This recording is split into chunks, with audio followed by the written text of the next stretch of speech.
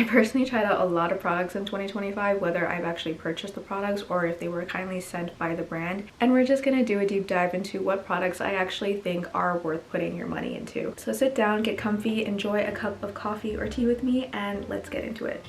I want to preface that every product that I mention I know is not exactly something that launched in 2025, but it's something that I got to try in 2025, or it's something that I brought in from previous years to this year. So some of these items are just things that I think are worth carrying on no matter how long, because if you know that it's good, it works for you, then why not continue to keep using it? The first product is this facial cleanser by Fresh. The first time I tried this cleanser, I think it was back in 2023 or 2024, but I was kindly sent a package to try it again. I have pretty sensitive skin, and this cleanser did not feel like it was irritating my skin at all. In fact, it just made my face feel so much cleaner. I really felt all the dirt and grimes just getting off my face. I love the cleanser so much that I actually purchased the bigger bottle because I knew I was going to use this. And when I'm traveling, I just bring the travel size. I understand it is a higher price point, but as someone with sensitive skin, I really do not mind investing into something that I know will actually work on my skin and won't irritate or break me out. So if you're looking for a new cleanser to try and don't really mind a higher price point, then I definitely recommend the Fresh Soy Cleanser. Next is an eye cream from Beauty of Joseon. This is actually the second tube that I recently just started. I first tried this eye cream back in 2023 and I recently just finished it. I find that this eye cream is really gentle and I just really love how fresh it makes my eyes feel, if that makes sense. It just makes my under eyes feel alive again, because throughout the day or even when I just wake up, sometimes my eyes just feel really sunken, but after I apply this, it feels like it's being woken up. The next two things are from Summer Fridays, and it's their jet lag eye patches and their exfoliating pad. And I just want to say that Summer Fridays has been doing incredibly well in 2025. I feel like the products that they released this year have just been incredible, and they've just been very compatible with my skin type. So their exfoliating pads have actually been one of my top products this year. It's really changed the way that my makeup and skin have felt. I tend to get a lot of buildup around my chin area, and I've noticed that when I put makeup there, like, it's not really as smooth because of all the little bumps and, you know, grimes that build up in there. I will be honest, I was a little terrified of using an exfoliating pad because I know exfoliating too much can really damage your skin, and in the past my skin has been damaged so much because of all the exfoliating, so I took this product with a lot of caution. But after trying this out for a while, I only use this once a week. I've noticed that my skin doesn't break out, and in fact it just makes my skin feel so much smoother. You can really see and feel a difference in how your skin feels and looks. Their jet lag eye patches I also really love for my under eyes. If you put this in the fridge and then use it after, it feels so incredible and relaxing. It's great to depuff your eyes in the morning, perk you up a little bit, just hydrates your under eyes overall. The next thing is also a Summer Fridays product, and it's this jet lag mist. Going through these bottles is light work for me. I'm actually almost done with this bottle, and I think this is my like 8th bottle this year alone. I use this every day, morning, night, before my makeup even. This has really changed the game for me in terms of how my makeup has looked and just how refreshing my skin feels. Their whole jet lag line I just think is one of the best skincare lines you can actually invest in. It actually makes you feel hydrated, and if you're someone who also travels a lot on a plane, then this just makes your skin feel super hydrated throughout your entire flight. I also just find the size of the packaging very convenient because you can just take this anywhere with you. The last product for skincare is this Supergoop sunscreen stick. Over time, as I've started to get a sense of what kind of makeup I liked, which is very natural, glowy,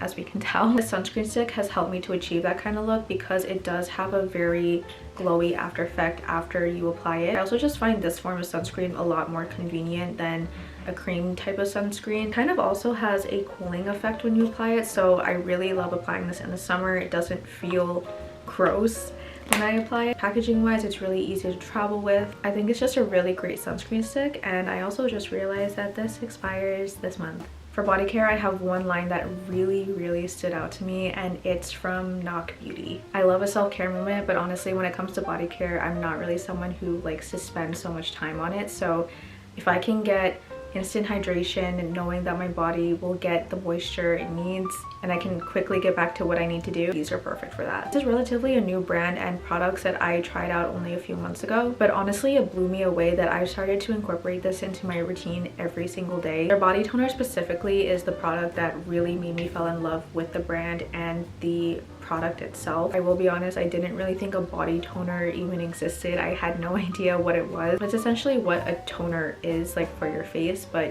now you just have it on your body. But this one is just very highly moisturizing and it absorbs into your skin so quickly. What really just made me want to use this all the time because it just makes my routines feel so much more efficient. They also have this mister spray which you could also apply throughout the day if you feel like your skin is feeling dehydrated. Sometimes if I don't have the body toner on hand with me, I'll use the spray and just spritz away, and again the skin will just instantly absorb it. There's gonna be a lot of products talked about in this category because honestly the beauty industry never sleeps and the products just never stop coming. The first honorable mention in the makeup category is Say's Super Glowy Gel, or Glowy Super Gel? Glowy Super Gel. They have 3 different shades, but the shade specifically that I really love is Warm Glow. I just think it suits my face so much better. And I just like a simple, natural glow. The product is essentially a skin prep step to make your makeup look so much smoother, and also just add a little bit more moisture back into the skin if it feels really dry. It also adds a glow. For the face, I don't really do much, to be honest. I just want like a 1, 2, 3. I know there's a lot of mixed reviews on this, but honestly, I think it just really depends on what kind of makeup you like. If you prefer a more heavier glam, want something a little thicker, then this is not going to be to your liking. But if you're like me and want something simple, you know, 1, 2, 3 done, then this is definitely a go-to. I think it does a really good job of just doing enough to wake up the face, which is what I want, and it's really easy to blend too, so I can just use my fingers, blend away, and I'm all set. The next product highlight is Mango People's Sun Kiss Bronzer. Now this product is very special to me because I used to work for Mango People, and I'm not saying this is one of the best things I ever used just because I work there. I genuinely mean it. I love using this in my routine. What's really great about their sticks, not just their bronzer, but their multi-sticks and highlighters, is that they're multi-use. So you can use them on your cheeks, eyes, lip. I have 2 bronzer shades that I use very religiously right now because it's winter time. I don't want something too warm because my face is starting to get a little bit more paler. So I have the shade Chai, which is more well suited for lighter skin tones. It really just brings back the warmth in your skin, and they're just really easy to blend with your fingers, so you can wear them as dark or light as you want them to be. The formula is also genuinely super creamy. For blush, we have a cream one from Summer Fridays and a powdered one from Ilia. So this one from Summer Fridays, almost scary how pigmented this is because the first time I tried it, I accidentally put too much and it looks pretty scary. It is a very creamy blush, like it literally just melts into your finger, but it is also very easy to blend out. Ilia's powder blush, it took me some time to get used to, but I feel like the more I used it, the more I actually fell in love with it and how it really blended well into my skin. And the cream blush from Summer Fridays, actually, I like to pair them together. So the cream blush kind of acts as like the base for your blush, and then the powder sets it, almost kind of like sealing the blush formula, if that makes sense. I think this is just a really nice, easy, buildable kind of blush. And while it is also one of the products where a little does go a long way, it's not like super scary at first. Like you can apply a pretty strong amount, but like it's still really easy to blend, so like not all hope is lost.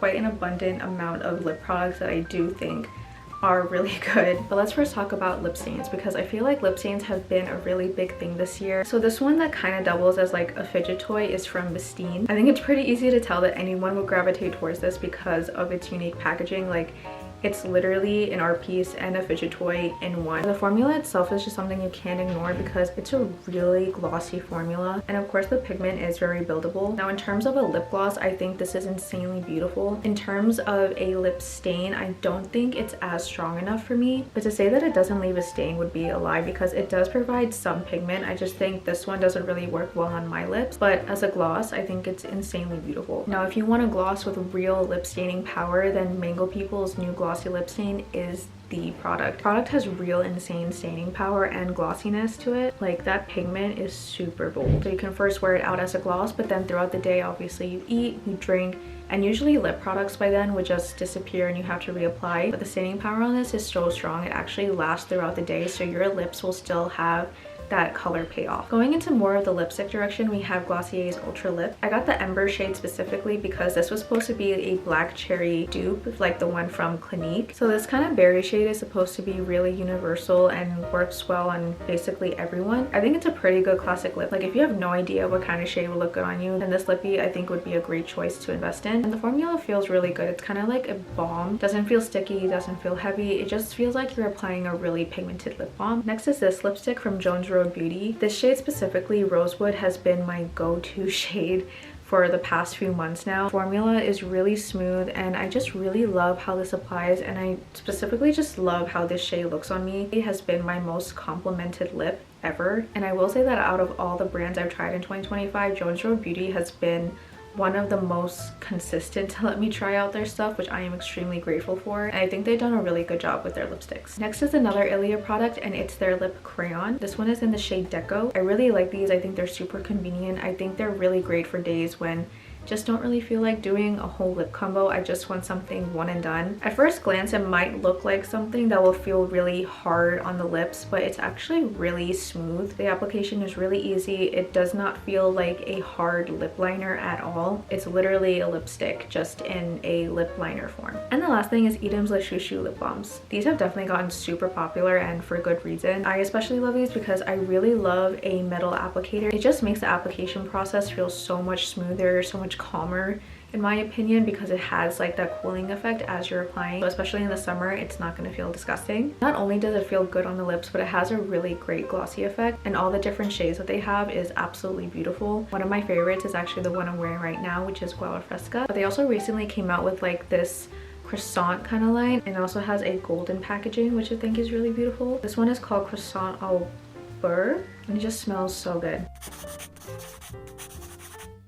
For fragrances, I really wanted to highlight these from Lore. I think this is an incredibly newer brand. It has a lot of artistic touches to it. Like you can see with their bottles, it's not just a straight cylinder tube. It has curves to it, but their design isn't the only thing that stands out. Their scents themselves are actually really beautiful and just different. You can tell which one I use the most. One in this bottle is called Somewhere But Nowhere. This one has a sweet earthy scent to it. It's the kind of scent I really like. It comes together as a really elegant fragrance that can be used, I feel like, for both day and night. This one is called Lovely But a Little Twisted. This one is definitely more on the sweeter side. It kind of has like a caramelly soft vanilla scent to it. Definitely more of like a daytime fragrance. This one is called Difruta. Not exactly sure, I don't want to butcher it, but this is the first scent that I tried, and I got taken aback a little bit because at first it kind of smelled like what someone would smell like after they're smoking a cigarette outside, like in the back.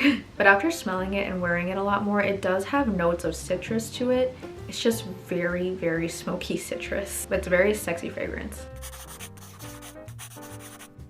This year I've actually been prioritizing hair care more just because I've noticed that my hair started falling out a lot, especially in the beginning of the year. But I got to try Acton Acres Cold Process Serum, and this has actually helped me a lot. I've noticed a lot more baby hairs growing. If you use their little acupuncture tool, it actually helps to stimulate the scalp.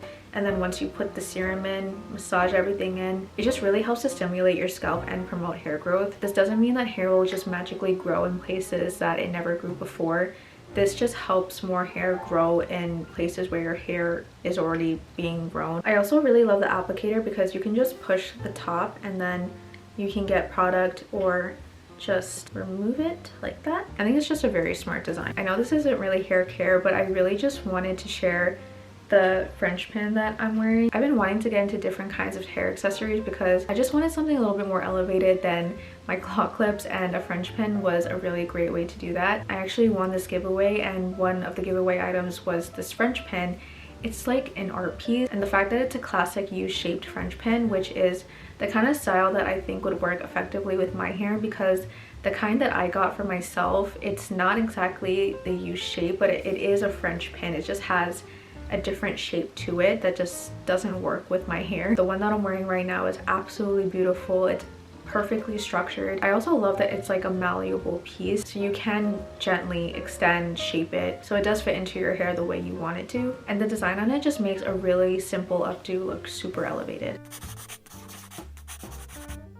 I tried something pretty interesting this year, and it's nail stickers that cure in the sun. It's from a brand called Hey Hey, and at first I was really skeptical of this because I've tried a lot of nail stickers in the past, and while I do think they are convenient, I just didn't really think they lasted as long as they should, at least for me, because I'm someone who gets very hands-on with things. So nail polishes, nail stickers just break very easily. These nail stickers though really blew me away because at first when you put it on, it's like, okay, like they're nail stickers, like you apply them the same, you file them, shape them the same, but you can actually cure them in the sun. And I didn't really know what to expect, but the moment I put the nail stickers in the sun, I instantly saw how they started to become gel-like how you would get a gel manicure. Like they started to really have the glisten, the shine. They even started to get like the hardness of a gel manicure, and they lasted a really long time. The last set that I had basically lasted me a month, which is pretty good considering that I break nail polishes and nail stickers very easily. I'm really just very excited to use the next one when I need to, and definitely gonna get more design.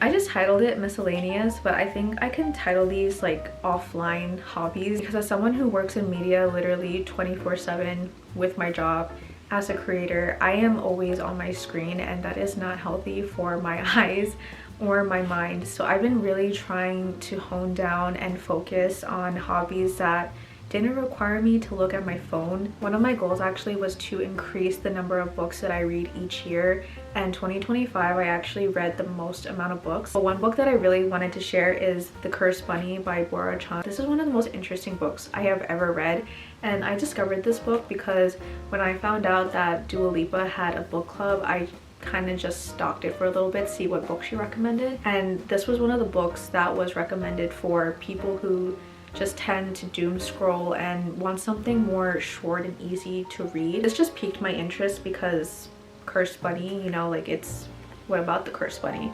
And I thought it was just gonna be a book about cursed bunnies. This book is actually just a series of short stories, one of them actually being about a cursed bunny, but there's other stories that are unrelated to it. But I remember I picked up this book and I wanted to read the first few pages to kind of get like a peek into what I was gonna expect. I was hooked. Like it was the most weirdest, randomest story, and I knew that I had to get it. And this is also one of the reads that I finished the fastest. Like once you read it, you can't put it down. Another goal of mine that I always tell myself each and every year is to learn something new.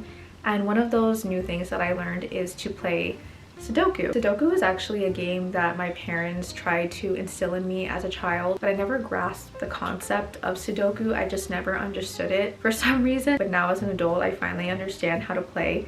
I am still not the best at it. I am still learning. I don't know if my strategy to play the game is effective once I reach the more difficult levels, but as a beginner, I don't think I do too terribly. I have gone on and off of playing this game just because I do think it requires a lot more effort because of all the erasing. I have seen other Sudoku books where they just put all the numbers like all across the pages, but my type of brain just can't go with that chaos. I still need to learn what kind of play style is very effective to play this game, but for now the method that I've been doing is just something that works for me currently. But I think this is just a good game to stimulate my brain and just get it working instead of doom scrolling for hours. And the last and final thing is this traveler's journal. I actually briefly mentioned this journal in the last vlog that I made, that I just really wanted something to kind of brain dump all of my thoughts, just write things down, because I'm someone who overthinks. I'm also just someone who loves to collect different things. Like I love cute info cards, I love different artistic prints. I'm someone who loves to keep